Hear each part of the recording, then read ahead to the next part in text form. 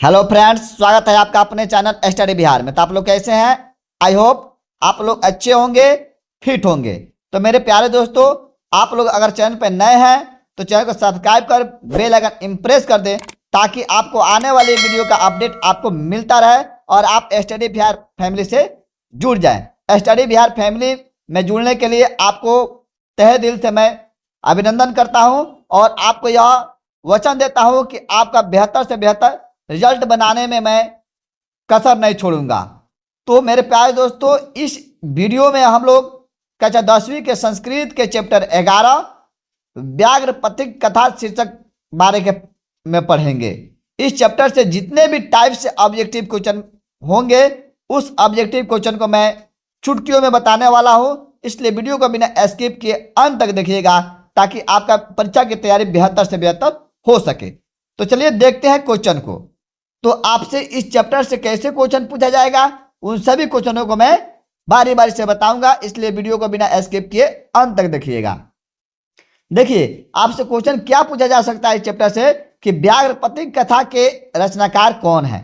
तो व्याघ्र पथिक कथा के रचनाकार पूछेगा तो नारायण पंडित मारिएगा। उसके बाद इससे क्वेश्चन पूछा जा सकता है कि व्याघ्र पथिक कथा संकलित है। व्याघ्र पथिक कथा जो है किससे संकलित है, तो हितो उपदेश ग्रंथ से। मतलब व्याघ्र पथिक कथा पूछेगा कि व्याघ्र पथिक कथा जो है किस ग्रंथ से संकलित है, तो हितो उपदेश से मारिएगा। उसके बाद हितोपदेश के रचनाकार हैं। हितोपदेश के रचनाकार जो है कौन है, तो नारायण पंडित मारिएगा।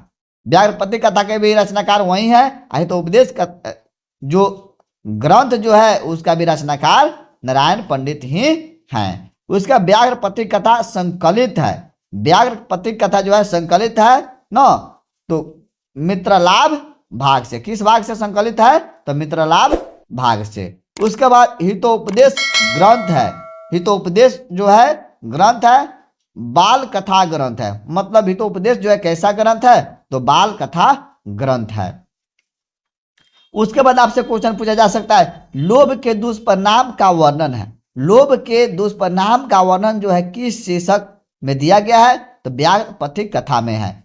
व्याघ्र पथिक कथा में जो है किसका दुष्परिणाम का वर्णन किया गया है, तो लोभ के ऐसे भी क्वेश्चन आपसे बदलकर पूछा जा सकता है। तो बूढ़े बाघ के हाथ में था। बूढ़े बाघ के हाथ में जो था, एक हाथ में सोने का कंगन था और एक हाथ में कुश था।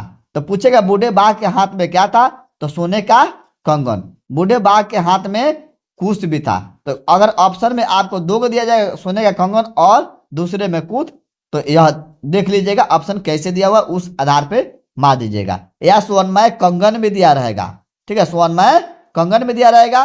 तो एक हाथ में सोने का कंगन और दूसरे हाथ में क्या था, कुश था। वह नहाकर एक हाथ में सोने का कंगन और दूसरे हाथ में कुश लिए खड़ा था।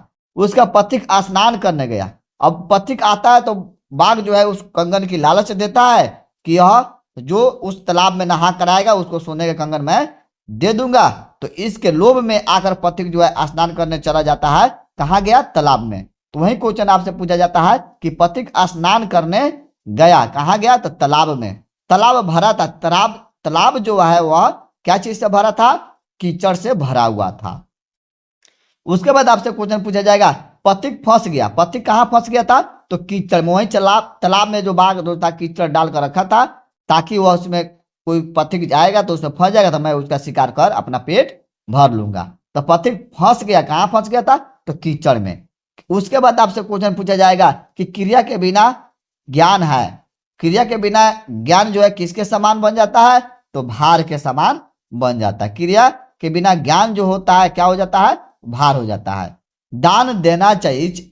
पथिक व्याघ्र पथिक कथा में बताया गया है कि दान देना चाहिए। तो दान किसे देना चाहिए, तो दरिद्र को दान देना चाहिए।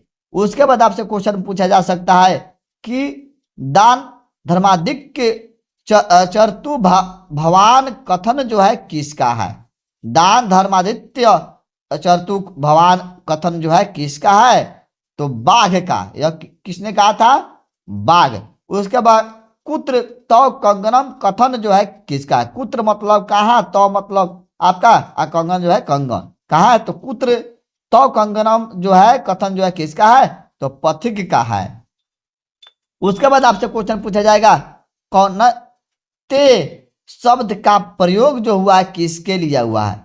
कौन ते शब्द का प्रयोग जो है किसके लिए हुआ है, तो युधिष्ठिर के लिए किया गया है। उसके बाद क्वेश्चन पूछा जा सकता है कि पथिक मारा और खाया गया, पथिक जो है किसके द्वारा मारा और खाया गया था, तो बूढ़े बाघ द्वारा, बूढ़े बाघ के द्वारा मारा और खाया गया था। हितोपदेश का अर्थ जो होता है क्या होता है, हितोपदेश का अर्थ जो होता है क्या होता है, तो हित का उपदेश। हितोपदेश का अर्थ क्या होता है, हित का उपदेश। उसके बाद कौन वंशहीन था, आपसे पूछेगा कौन वंशहीन था, तो व्याघ्र अपने को बता रहा था कि मेरा मतलब इस दुनिया में कोई नहीं है, तो इसका मतलब है कि वह वंशहीन था, मैं लाचार हूं ना, ताकि उसके बातों में लोग आकर फंस जाए ना, और उसको वह शिकार कर अपना पेट पाल ले। तो कौन वंशहीन था, तो व्याघ्र। उसके बाद दुराचारी कौन था, तो दुराचारी जो था वही व्याघ्र था, मतलब बाघ था। उसके बाद आपसे क्वेश्चन पूछा जाएगा किस जीव पर विश्वास नहीं करना चाहिए। चैप्टर में आपके क्या पूछा जाएगा, किस जीव पर विश्वास नहीं करना चाहिए, चाहे कैसे जीव पर विश्वास नहीं करना चाहिए, तो हिंसक, हिंसक जीवों पर विश्वास नहीं करना चाहिए।